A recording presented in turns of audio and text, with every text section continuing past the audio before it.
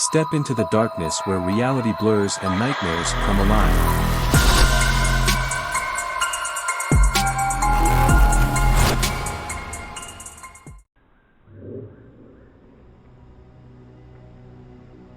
Our company was on the brink of collapse. Months of dwindling profits, internal conflicts, and failed projects had left morale at an all-time low. Desperate to turn things around, our CEO proposed a team-building retreat in a remote cabin deep in the woods. At first, we were skeptical. A weekend getaway wouldn't magically fix our problems, but we were willing to try anything to boost morale and rebuild camaraderie.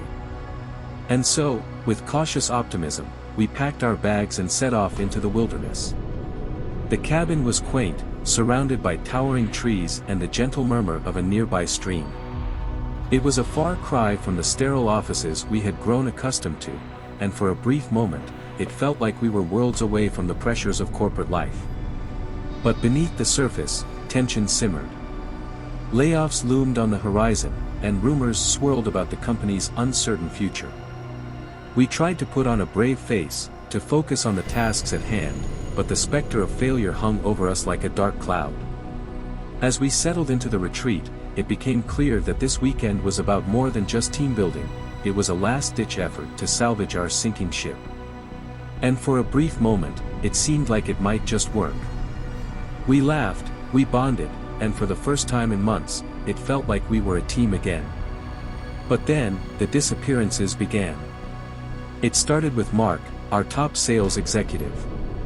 He had stepped out for a walk in the woods and never returned. At first, we assumed he had simply gotten lost, but as the hours stretched into days with no sign of him, fear began to gnaw at the edges of our sanity. And then, others followed: Sarah, the marketing manager; David, the IT specialist; Maria, the HR director. Each one vanished without a trace, leaving behind only cryptic clues as to their whereabouts. At first, we searched frantically, combing every inch of the forest for signs of our missing colleagues. But as night fell and the darkness closed in around us, it became clear that we were not alone. The whispers started soon after, faint, barely audible at first, but growing louder and more insistent with each passing moment.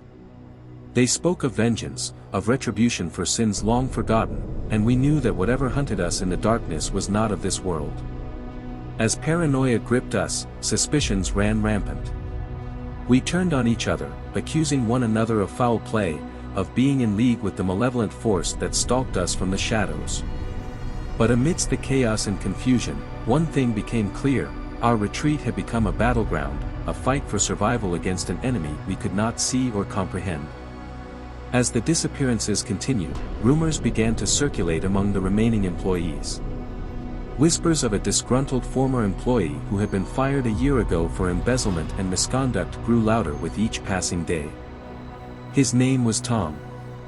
A once promising member of our team, Tom's downfall came swiftly when evidence of his unethical behavior came to light.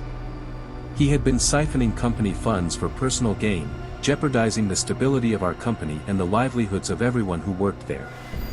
His termination had been swift and decisive, but the scars of his betrayal lingered long after he was gone. Some said he had vowed revenge, swearing to make those who had wronged him pay for their perceived injustices. At first, we dismissed the rumors as idle gossip, the product of fear and paranoia. But as the bodies of the missing employees began to surface weeks later, their lifeless forms discovered in shallow graves scattered throughout the woods, the truth became impossible to ignore. Tom had returned, driven by a twisted desire for vengeance. He had lurked in the shadows, biding his time, waiting for the perfect moment to strike. And now, as the remaining employees huddled together in fear, we knew that our retreat had become a battlefield in Tom's twisted game of revenge. As I clung to the fragile hope of survival, I couldn't shake the feeling that we were being hunted, that every shadow concealed a malevolent force hell-bent on our destruction. And as the whispers grew louder, echoing through the darkness like a harbinger of doom, I realized that our only hope for escape lay in uncovering the truth behind Tom's descent into madness and stopping him before it was too late.